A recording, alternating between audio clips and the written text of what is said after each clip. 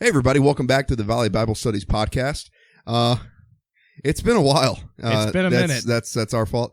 I even kind of gave you a guarantee that we would come out with this episode on time. Oops. Sorry. We never said that. I kind of did. Okay, well, you didn't specify a time when you said on time. So, technically, it's on time. When is on time? Right. It's all theoretical. Time is relative. Time's a construct. Yeah. Yeah. Right. Anyway. So, welcome back. Luke's been away, and I will say, so we didn't get to this released on quote-unquote time because Luke wasn't here for it. So it's all my fault, you guys. Luke has been at Horizons. I have been at Horizons. At Freed-Hardeman University. Go Lions! Go Lions.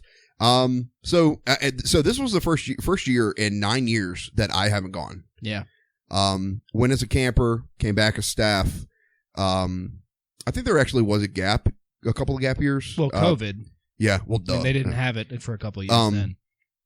But no, yeah, I think they only missed 2020 because I was back.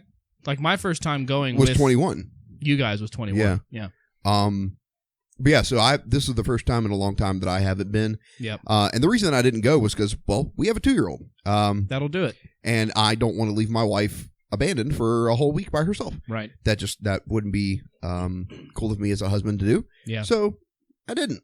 Fair enough. And then get this. So Luke has the audacity to ask me and another person, like, hey, would one of you be willing to drive the van down to Freed-Hardeman? And one of the two of you was the best person ever and, like, deserves every medal and accolade and compliment that he can get.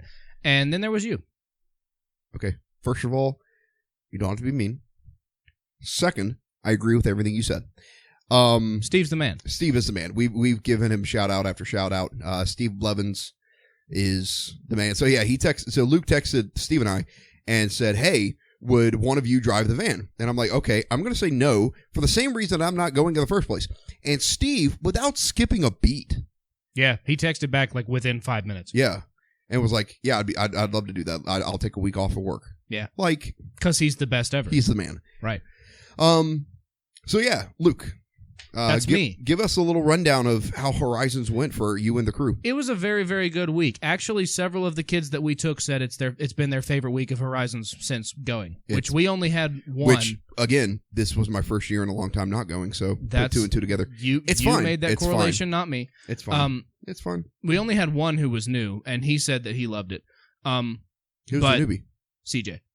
Oh, yeah. He's the only one who'd never been before. Yeah. Good. Good. I'm glad you liked it. And then Garrett, this was his second year, and the rest of them have been going for several now. I remember Garrett last year being his first year. I was there for that. Yeah, he thought it was best. Yep. So, I don't know about all, but several of the ones that we took said this is the best one that they can remember. Awesome. And I agree. So for what reasons, if you don't mind me asking? So, number one, this is the first year where every speaker has been top-notch. Like, sweet. Like, I've never had one that was bad. But usually there's one or two that are they're tiered. They're good, yeah. But, I like the rest a little bit better. Not this year. This year, everyone was good. Yeah. Awesome. I mean, I had a favorite partially because I had known the guy since I was, like, small. Who might that be? Joe Wells. He was our speaker at Youth and Family Day a couple years ago. Yeah. Nice. His Wednesday night lesson was phenomenal. Good. But all of them were good. Like, it'd be hard to pick a second favorite after him. Wow. So, that was really good. Something about the energy. Like, this week, everybody that was there, it was really to be smooth. There. Everyone wanted to be there. Awesome. There was not as much drama. There's always going to be a little bit of drama because it's a camp for teenagers, and there are like hundreds, right? But there was not like big drama that I heard about throughout the week with our kids or any of the other ones that I interacted with. It was really good, and I got to see all of my freed people, which Horizons is the only time of the year that I see several of them. So for the selfishly, kids, I love that. For the kids, it's a camp. For you, it's like a reunion week. Pretty much. Yeah, that's cool. Good. I'm glad you guys. I also got to help. Like one of my jobs this year was helping with the Sunworks service projects. Oh, cool. And those were really really creative and really invented ways to help people. Good. So that was really good too. Nice. I'm glad you enjoyed it. Even more glad that our kids. Yeah. Had a great. And I'll time. brag on our kids. With the exception of one day, because I think I thought you were about to say, with the exception of one kid. No. Our kids were running an interview page on Instagram, so you can go and find it probably. I probably should have remembered the thumbnail before I said that. But they had several lined up on one afternoon. With the exception of that one afternoon, all of our kids helped with the service projects every day. Wonderful. Because they're the best ever. I agree with that. Yep. Good. Well, I'm glad you guys had fun. Glad you're back. Yes. Because while you were gone, I watched your dog. Yeah. And he's Yeah. Yeah. I'm honestly to the point. He's a good boy. Let me tell you, Baxter's a sweetheart. He's a good boy. Baxter might need a new home. He's also a menace. Yeah. Yeah. Like, genuinely, I think I have not made the decision yet because I need to make it when I'm not furious at him and like thinking rationally and not emotionally. But yeah. I think it might be time. I think he might have like separation anxiety. Oh, definitely. Because obviously I have a job. I didn't get to. I spent probably in the whole day. I probably spent about maybe 3-4 hours with him in the whole day. Yeah. I spent about 20 minutes with him in the morning, a good chunk of it in the afternoon, and then I'd come over here around 9-10 o'clock and let him out and hang out with him for a little bit. But that guy broke your cage. Yes, broke the door off of his cage. He bent metal, man. And he also just got snipped. And today, last week, broke or a the leash. week before. And so he had that cone. He had that funny looking cone around his head. Oh, he demolished that. So the first time that he broke out of the dog thingy, the cage thingy, he tore that thing to bits because you could tell he squeezed through, and that's when he bent the metal. Yep. And I just yeah. And today he broke a leash, not chewed through a leash. He broke it, like with the force of pulling. That's crazy. Yeah. Yeah. It might be time. Good boy. He's a good boy. He's a good boy. He's somebody that if you train him well enough, you can keep him inside. But I don't know if I have, like, I'm not home enough, and he's a shepherd. He needs space to run. Yeah. And the house doesn't really give him that. Right. So I'm sort of weighing that. Like, I'm not making a decision yet. It's crossed my mind. Like a pug or something. No. Not a pug. Okay, fine. First of all, I'm going to get a big one. I just need a lazy big one. I don't know if that exists. You've never met golden doodles. Dude, they're nuts. Not the ones I've been around. Well, good for you. Anyway. We'll figure that out when we get to it. Yeah. Best of luck. Thank you. I had the privilege of watching that dog. Yeah. So that was I'm glad to be back because when you leave Westside for a week, it feels like you've been gone for a year. That is true. Like I feel like so much happened that I was not here. Like we were gone for camp a few weeks ago, and it felt like we were gone forever. It felt like we were gone for a month. Yeah. It was weird. Yeah. But I am glad you're back, as are many, and glad to be finally recording another episode. Yeah. Finishing the fruit of the spirit. No, not finishing. No, we got one more after. We did. Yeah, we did. We're doing it backwards. Yeah. Yeah. We're in the middle. We're in the second section. Yes. Today talking about patience, kindness, and goodness. Mm-hmm. So looking forward to getting into that. Which one do you want to do first? You want to do patience? Sure. Okay. Just do them in the order in which they come. Because I'm being impatient about getting into patience. Ha. Irony. Yeah, tell me about it. So when I think about patience, the first verse that I think of is the beginning of James chapter 1. Okay, yeah.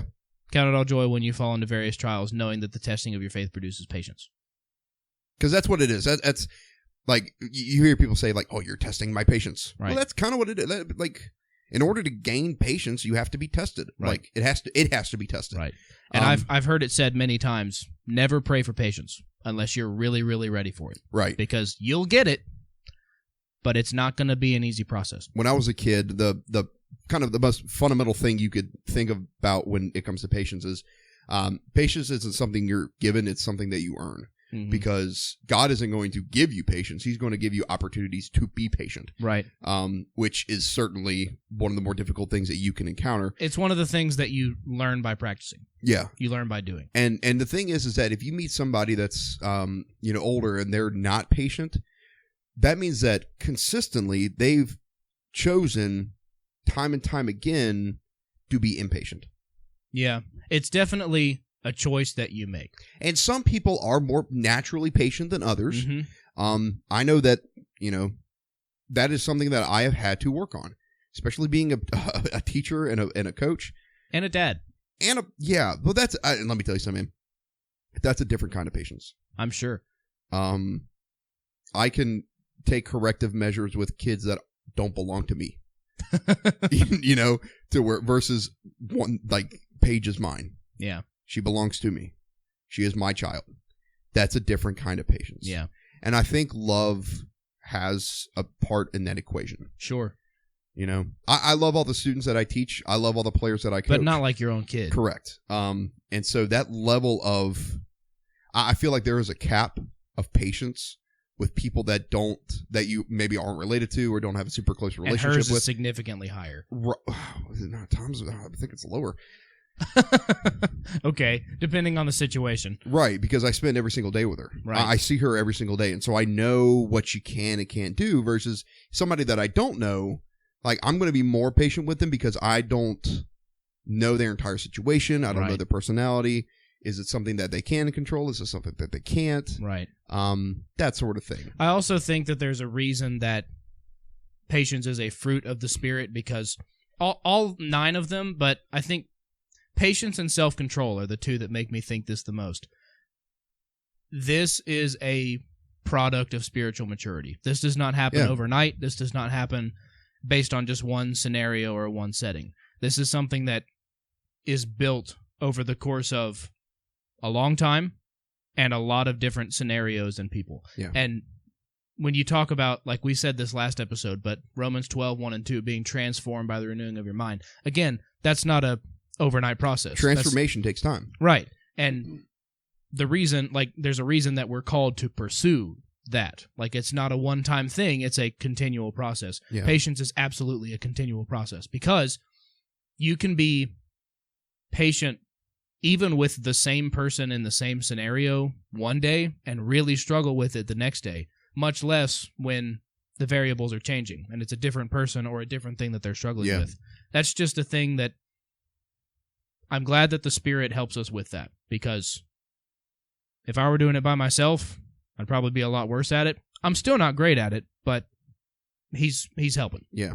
And you can feel the difference. And that's another thing. Like, when you come across, like, often older Christians or people who have been Christians for a long time, and they're really patient with you, what you're seeing is the product of a lot of work. Yeah. I commend people who have gotten really good at that. Yeah. And like you said, it's a pursuit. And I'll put this in football terms for those who might be football heads, which probably are none of you. Here's your analogy nonetheless. Yeah. Like when you're playing defense and you're trying to get to the ball carrier, it's a pursuit. Yeah. It doesn't happen right away. The only ones that happen right away are when they're trying to hit the A gap right up the middle. Uh-huh. And that's an impact. That's not a pursuit. A pursuit is when they're trying to get widen outside. They're trying to stretch the ball. They're trying to get upfield. And you can't, if you go right at them, you're going to miss the play. You're going to miss the tackle. You have to pursue where they are going. And that takes time. Mm-hmm. And honestly, especially like say you're a middle linebacker, you have to be patient. You have to let the play develop. Right. You know? If you just jump the gun, you're going to ruin everybody's If plan. you jump the gun, the whole defense will fall apart. Yeah. And you won't be able to make any sort of play. Let me use that analogy to kind of translate it to, as a Christian, if you try to just go at something head on, you're probably going to make more mistakes and you're probably going to make a situation more difficult than you would if you just let something play out and be patient with, let's say it's a person who is, you know, maybe they're a new Christian mm-hmm. and they're struggling with something. And you're somebody who's been a Christian for quite a long time. And you're to like, you, it's just logical. To you, it's like, hey, no, just stop doing that. Do this instead. To them, like, that's you attacking it's totally new. That's you attacking it with impact. Yeah. And they're not going to be able to understand that because they have not had that sort of experience that you had. The very first scenario that I think of when I think about having to be patient in that way is when you're studying with someone for the first time. Yeah. And they start asking questions. Rob Whitaker came to Westside probably, a year ago? A little more? Yeah. And one of he did an evangelism seminar for us and like a training seminar for part of it. But one of the things that he said is don't answer every question right when it's asked. No, yeah. There are some that and you want to. Right. There are some that fit into the flow of what you're trying to do in like giving them the scope of the gospel and how to become a Christian. Yeah, if it's one of those questions to give you a bigger context, then sure. Right. But they're going to ask. But there are a lot of questions that are left field. That have nothing to do with like what your short-term goal is. I want to study with you so that you know everything you need to know to become a Christian. 80% of questions that you'll be asked in a Bible study with somebody for the first time have nothing to do with that. Yeah. It's really, really hard, especially if you know the answer to that question, to not just go there and tell them. Yeah. But going there and telling them every time is one of the most consistent ways to crush a Bible study. Because if you answer every question that they have, they no longer have a purpose to study with you in their minds. Yeah, as a teacher, that happens. Yep. Hey, Mr. Luckett, can you tell me, who did this? Well, it was that guy. When did this happen? It was this year. Over time, they're going to stop thinking for themselves and rely solely on you. Right. And if you just keep giving them answer after answer after answer after answer, one of two things is going to happen. One, they're either going to just keep coming to you and that keeps happening and they have no spiritual growth. Or two, they're going to stop asking you questions because maybe you didn't want to answer it, maybe you weren't around, and that'll be the end of it. And when their faith is based on you, they'll follow it. And their curiosity will be piqued. Right. They won't want to think anymore because you're not giving them answers anymore. Right. And because in education, I see that all the time. And so I make my students think. Well, hey, when did this person do this? Oh, what had just happened? What did we just talk about? Yeah. Oh, okay. Well, this person went here. Well, why do you think they did that? And it gives you a deeper understanding. And when that occurs when studying the Bible, and you try to give them a little more, like maybe nudge them or say, and the best thing, especially when it comes to a Bible study, and they ask you a question that's way left field, it's, that's a good question. Do you mind if we come back to that later? Right. Let me write that down. It's the same thing in a way as like when I study with somebody who's not a Christian, or when I study with somebody who's a new Christian, I never read. Yes. I make them read the Bible for themselves because that's how you're going to find the answers. If I just parrot what I know, then they're just going to get reliant on me parroting what I know. Versus if I say, well, this passage sort of alludes to that, why don't you read that and see what you come away with? That's how you encourage them to find the answers for themselves in the text. Well, there's also the difference between active studying and passive studying. Oh, Passive is just you listening. To where with active, it's them reading. It's a lecture class versus a discussion class. Correct. If you say, and there are places for both. Yeah, and one of the things I always do is say, like, if we have maybe 2-3 verses that we want to read through, and they read through it, I always say, okay, what'd you just read? Right. What does that mean? What does that mean? Translate that in your own words. Yeah. I do that in education because if they just read it, they're just going to read it. Yeah. They're not going to try to take what it has to say with meaning. They're not going to try to, understand further context, why it was written, who it was written to. They're not going to think about that. They're just going to think about reading it. And this is another scenario in which patience becomes really important because, like, they read the passage and you say, okay, what did you just read? And they go, Right, exactly. Or they give you a guess and it's not even really close. Right. And you have to be like, why don't you read it again? Or, like, here's another passage that says something similar. Let's try that one. Yeah. It's not going to stick on the first try most of the time. Yeah. But this is an interesting parallel to get back to something I was going to say earlier, but it kind of fits here. Back to James chapter 1. Count it all joy, fall into various trials, knowing that the testing of your faith produces patience. Verse 4, but let patience have its perfect work, that you may be perfect and complete, lacking nothing. There's only one other thing in the New Testament that I know of, that I can think of off the top of my head, that makes us complete.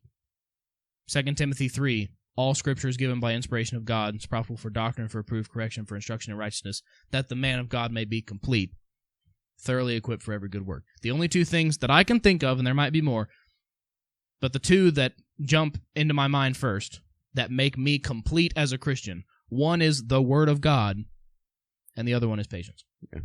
I think there's significance to that parallel, because how does the Spirit transform us into being the complete version of ourselves? He does it through the Word, and He does it through teaching us patience. And to think about it, if you're going to become the best Christian that you can be, that's something that, we've said it again, it's not going to happen overnight. No. If you want to be a bodybuilder, that's not going to happen in a week. No.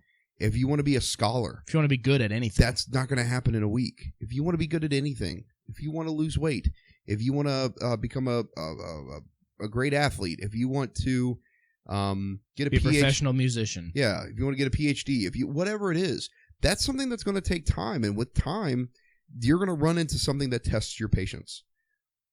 Me personally, I'm somebody, if I don't either understand something or if I'm not able to do something, it irritates me. Yeah. I want it to come naturally. Yes. I'm like, why am I not getting this? But flip side, when you finally do, however long it is, oh, how sweet it is. The reward is worth it. It's so great. Yep. Yeah. It's sort of like this has happened to me in Bible study before, where I've come across a passage that I just don't understand. Right. And I work at it, and I work at it, and I work at it, and maybe on the 50th time, I finally understand what it's saying. It was so worth it. Yeah. Every time. That's the kind of thing that patience can do. Yeah. And I'm sure everybody listening has been patient enough for us to go on to the next two. Uh-huh. Hey, segue. Kindness and goodness. I would say kindness. I would say... So, in my mind, these two kind of go together. Like, if you're going to pair any two of the fruits of the Spirit, really it's the fruit of the Spirit. They're all 9 part of the same transformation process. But if you're going to pair 2 of them, kindness and goodness go together, because I think there's some etymological evidence to back this up, but I think there's more just like how they're used in Scripture, ways to back this up. They're sort of 2 sides of the same coin. Kindness is the active part of it, and goodness is the passive part of it. Kindness is like, I'm going out of my way to do something good. To be kind to people. Or to be compassionate. Like, to serve people. Whereas goodness is, I have a good character. Like, I have a pure character about me. Yeah. They're kind of 2 sides of the same coin. I would agree. Because Jesus, over the course of his ministry, emphasizes both. Like, I would say it like this. Goodness is kind of a state of mind. You know, it's to always look to do good. Right. So, to give you an example. Yes, I interrupted. My apologies. Matthew chapter 5. Starts with the Beatitudes. Blessed are the poor in spirit. Blessed are the meek. Blessed are the merciful. That's goodness. Those qualities make up a good person. Yes. The rest of Matthew chapter 5 after that is kindness. Yeah. Is kindness. Yeah. Here's what you do based on being that kind of person. First of all, you let your light shine so that other people can see your good works and give glory to your Father in heaven. Also, let's first address let your light shine, not go shine your light. Right. Just putting that out there. Right, because it's God's light shining through you, not your own. But that's like the thesis statement of the rest of it. And then, how do I handle anger? How do I handle loving my enemies? How do I handle being truthful and honest? All of those are examples of the good character that I have, and the way in which I interact with people on the basis of that good character is me being kind. Yeah. Now you can finish what you were going to say. No, it's fine. Okay. Anyway. It is. It's goodness is the state of mind. Kindness is the execution of it. Right. And there are a lot of times where you have that intention. Yeah. And it's what I want to say is don't beat yourself up on that. Right. And here's the thing. If you feel guilty about not doing the right thing, then you're walking in the right direction. I feel like at least when you become a Christian and are starting to get your feet underneath you as like the transformation process has started and your relationship with Christ has started, I feel like wanting to do the right thing gets less hard really quickly. Like, the motivation that I have to be a good person and to have that goodness and kindness about me is something that's pretty easy to pick up on once I've accepted, like, that my relationship with Christ is the core of who I want to be. Yeah. The problem is consistency. And I think that's a common problem for a lot of people. Mm-hmm. And people go different stages of life where you find yourself, it's a lot easier to be kind to people. Yeah. Depending on depending on where you are in life, depending on what situation you're going through, to where in other times it's you have the good heart, but it's more difficult for you to, how do I say this, to put it into practice. Yeah. Well, Paul talks about that in Romans 7. He says, like, by and large, it's a lot easier for me to do the things that I want rather than what I know is good. Oh, yeah. And it's a lot harder to do what's good rather than what I want that's Well, easy. which one's worth it? Right. You know, if something's really worth it, it's not going to be super easy. Right. We've said that before. Yeah, well, yeah, I'm sure. Because if there's something that you really want, but you know it's going to take a lot of practice and a lot of patience. Mm-hmm. It's like these 9 aspects of the same thing, right? Weird. But that's something that you're going to have to put the work into it. Mm-hmm. But on the flip side, the more you do it, the easier it will be. Right. But like you said, consistency is going to have to be the key thing for that to happen. And consistency is always going to be something that we struggle with to some degree because we're not perfect and because the devil is very good at his job. He's very good at He's been doing it for quite a while. Yes, he has. He's very good at tempting us with the easy way out in the way that is the most tempting to us specifically.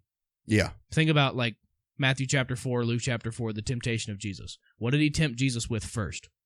The things that he knew would be the Dude's most appealing been to him. fasting for 40 days. Wants food. Just make bread. Yeah.